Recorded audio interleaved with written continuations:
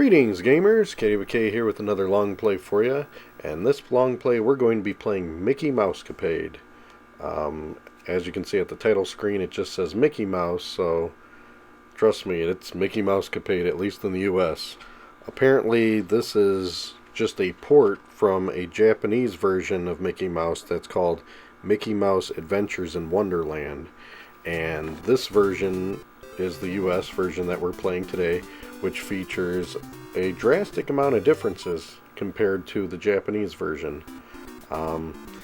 When you see a Capcom published game for Disney and NES, you think to yourself, man, maybe this is another hidden gem like DuckTales, Chip 'n Dale Rescue Rangers, Darkwing Duck, games like that, you think. Well, I hate to burst your bubble, but this game was published by Capcom, but that's it. This game was actually developed and published by Hudson Soft in Japan, and then it was just published by Capcom to port it over here apparently. So even though the graphics, I'll say about this game, and the music is good considering the game, it doesn't have that Capcom feel, so to speak. It definitely has very Milan Secret Castle, Hudson Soft controls, if you know what I mean. They're kind of floaty and jumpy. The game just doesn't have the tight Mega Man type Capcom touch to it when you're playing the game. But regardless, it's still a good playable game in its own right, considering it's not full-blown Capcom. And I'm going to be commenting on my long play that I did through the entire game for you and try to give you some tips. So starting from here, we can actually see where we're at here at the Funhouse. So right here you can see that I already got the star power up for Mickey, so he actually has a projectile. I believe in the Japanese version you're just throwing kind of like snowballs for whatever reason. It changed the stars in the US version. So now that Mickey's got some firepower, you can go around and start taking out enemies in the level. Now the key thing you want to get in this first level after you got Mickey star power is you want to get some star power for Minnie. If Minnie has star power, it is a great advantage, and for several reasons in this game. The first obvious advantage is it doubles your firepower. Every time that you fire, Minnie and Mickey fire at the same time. So they're going to get double firepower. And another big drastic advantage that you get to enjoy is in certain parts of this game, you can take out bosses and certain enemies strictly with Minnie. And right here is the chest that I'm trying to get to that's going to be the star power for Minnie. And we should get it right there. There, now we got double power, so Minnie and Mickey both shoot. So I'll show you once we get to the end boss in this level how you can take advantage of that. Another point in this game that you'll want to keep in mind is while you're kind of shooting randomly throughout levels, it'll seem like you're hitting something in a spot and it'll make a specific noise like you're hitting something but nothing's there. And if you keep shooting at those spots, you'll get maybe a power-up, maybe a one-up. But unfortunately, I've ran into the situation, I lucked out in this long play, it didn't happen to me at all, but it has happened to me many times in the past, that you can get kidnapped by an owl will take Minnie. But right here I'm going to show you how you take advantage of Minnie not taking damage. So there you go. I got her kind of finagled up the ladder, and now I just got to sit there and shoot. Now Mickey shoots much faster than Minnie, so it takes a little time, but the good thing is, as you can see, Minnie doesn't take any damage, so she can just sit there while the boss goes up and down. And the funny thing is, it's a witch in the US version, which we just defeated, but it's actually Chester the cat in the Japanese version, because the Japanese version, it revolves heavily around the story of Alice in Wonderland, and for whatever reason they kind of got rid of that in the US version, which I don't understand. Even though at the end of this version you are still saving Alice, but you don't run into, say, enemies in Alice in Wonderland like you do in the Japanese version. You run into more, we'll say, Disney related enemies. It's kind of weird how they just decided to change the enemy types and the bosses and the levels, but the level structures are still the same from what I've read. I've never played the Japanese version since I kind of was doing a little bit of homework on this long play to share information with you guys. I ran into all this about the Japanese version differences, and actually they're so interesting enough, it's interested me enough to a point that maybe in the future one day when I actually feel like beating this game again, I'll beat the Japanese version so we could do a side-by-side comparison and really feel the differences of it. But anyway, back to here. The boss was defeated. Now it isn't that a normal level where it's over. You then have to, at least in this level, go back to the beginning to where it says key right there on the door, because you're trying to get out of this Funhouse.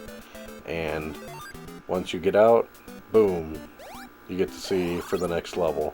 The next level is water related and pretty different. I will say the levels are kind of all over the place in this game, you know what I mean? The first level was a fun house, and you're going around, and then you're getting keys and power-ups, and then you get out to the ocean. Now, here in level 2, it's just a straight linear level. You are running through this ocean, and there's just stuff all over the place. It's pretty hard to avoid not getting hit at all in this level, in my opinion. I really don't even think it is possible to not at least get hit once trying to get to the end of this level. And considering how long the first level was, the second level is significantly shorter. I mean, you just go straight on through, you dodge some random waves and some stuff popping out of the ocean at you, and before you know it, right when you hit to this point, you're already at the boss of this level. That's it, right here. This is level 2. I think level 2, we did that in like a couple minutes, whereas level 1, we had to get different power-ups, we had to get keys.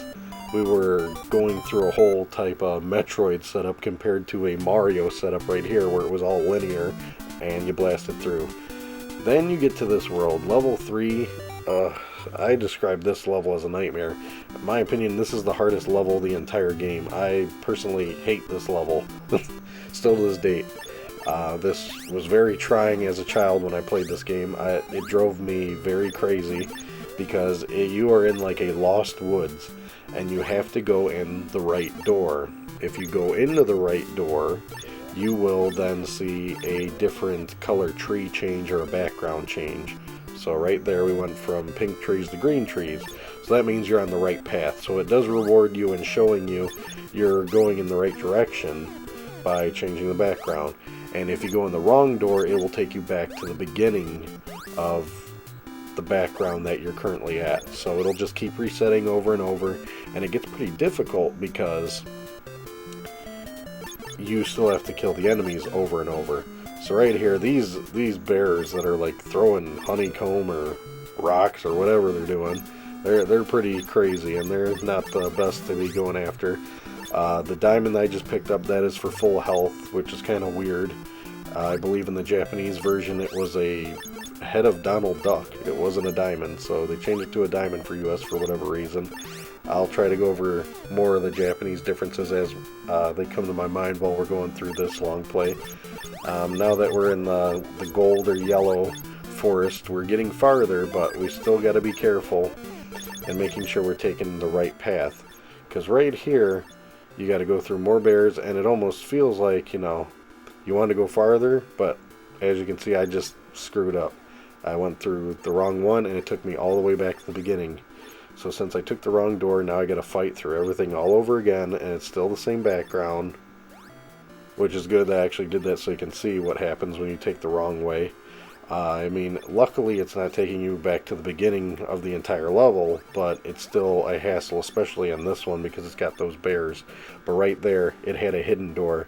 These hidden doors are crazy. Now that you get to like the snow part of the forest, I just assume the white is snow.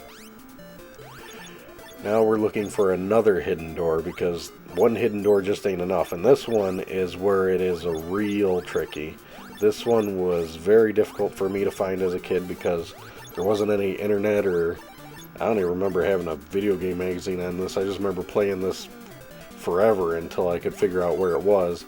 And it's kind of a real crapshoot in this game. You just got to keep shooting the stars all over the place and see if you can find a spot, like right here, to where you can get the magic door to pop up. And I just passed it. So, now I get to run through the whole level again. Oh no, I didn't pass it.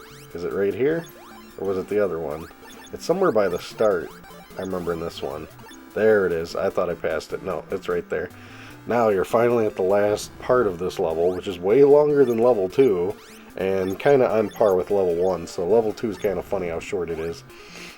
This one gets tricky because you have the terrain, you got a lot of projectiles coming at you, and you have to go and take on all these guys just hitting you, and I just lucked out because I just kind of shoot and never stop shooting, and eventually you might hit a secret item like a diamond or something to refill your health.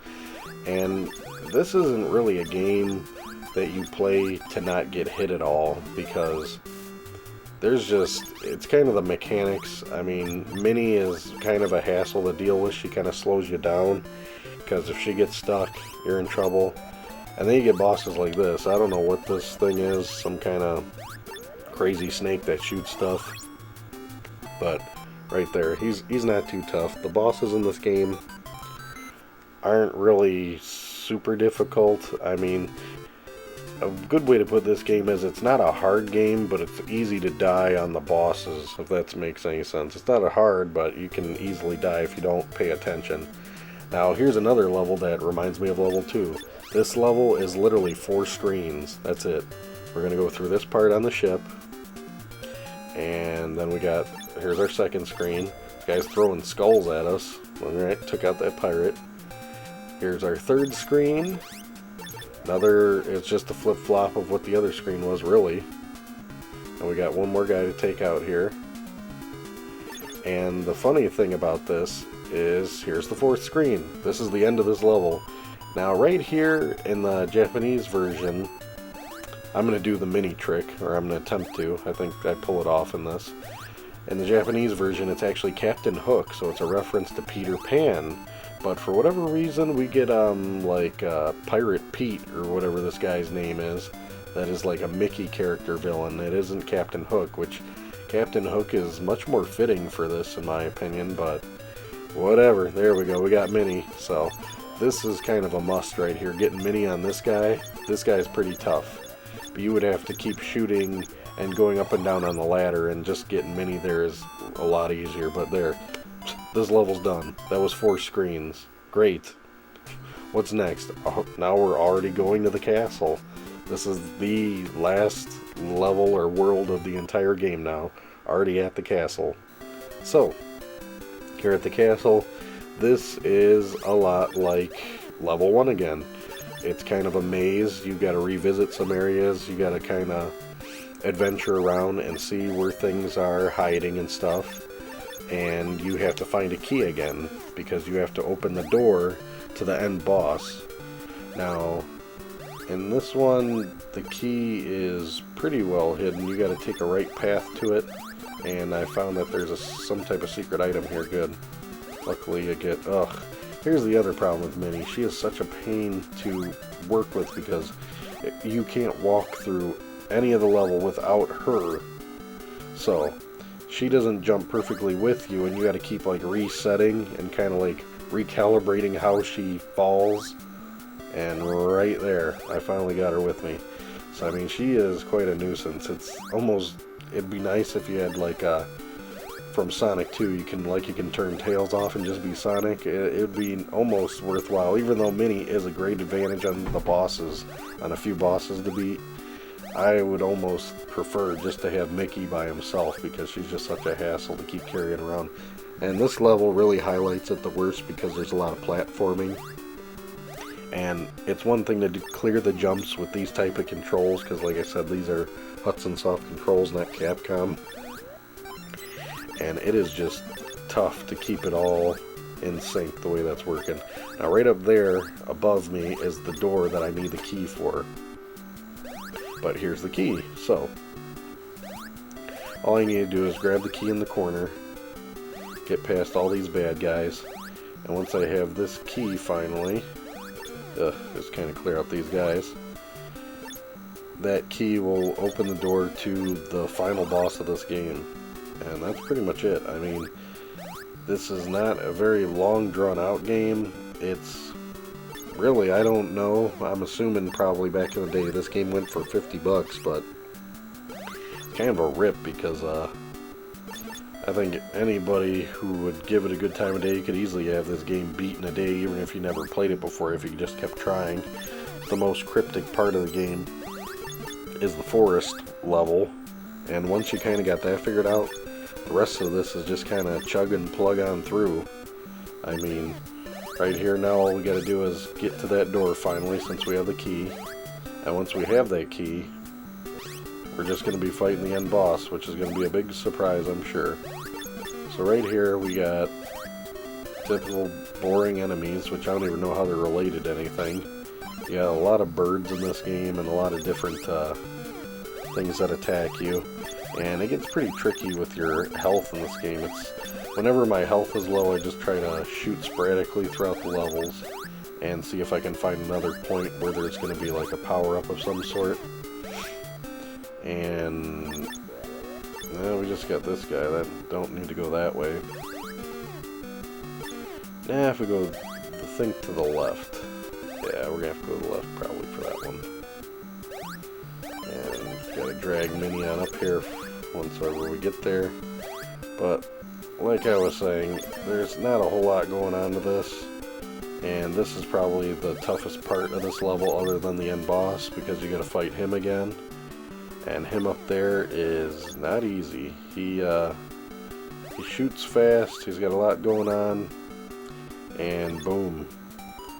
You just gotta kind of go after him. But luckily, if you lose a life right here, it's kind of like a checkpoint is right below him. So you got a full set of health, try not to get hit at all right here, and jump on through. And if you can jump on through fast enough, which I'm still struggling to do, I'll have enough to take him out. So here we go, and we got him. Whew. He takes a lot of hits. Now it's just a matter of getting to that last end door. That's it. That's all we got now. And these things take I noticed just a lot of the enemies just take too many hits in this game. I mean, you can just shoot them, and sometimes it seems like while you're shooting them, it isn't even hurting them. So I don't even understand, and sometimes you just have to avoid enemies. I mean, this game is really inconsistent, to say the least. And it's kind of surprising that a big name like Mickey Mouse got gypped. When you look at like how well Chip 'n Dale's Rescue Rangers, Darkwing Duck, and DuckTales were done, Mickey Mouse didn't get a very good platforming game from Nintendo. But right here I'm trying to get Minnie to point at this guy. There we go. And this can finally be the last guy Minnie can help me out with that little advantage. It comes in real handy. But like I said, she doesn't shoot as much as Mickey, so it does take a little bit of time, but hey, there's no timer on this, and I'm not doing a speed run. I'm just showing you guys the entire game. So, right here, boom. We're in. And now, here is the final boss, which I'm assuming is like some type of witch or something from, I don't know, Sleeping Beauty, that witch I think it's supposed to be, and I don't know why they bothered changing that, because she is actually the Queen of Hearts from Alice in Wonderland in the Japanese version. Now, I just kept dodging what she was throwing at me and jumping, and I got through it. And you know what? It worked fine for me. There is also a trick, I believe, online. Somebody I've seen, they can actually jump behind her, and then you just edge, and you can just shoot in her back the entire time. And you can kill her that way too. But either way, that's Mickey Mousecapade, or Mickey Mouse Alice in Wonderland if you want to refer to the Japanese version. But from what I researched, I'm really interested in the Japanese version, and the American version just kind of seems robbed. But not much replay value, but a nostalgic little game for me, and it was still fun to do a quick playthrough so you guys can enjoy. So Be sure to post some comments and let me know what you guys think of this game, and I'll talk to you next time. Take it easy.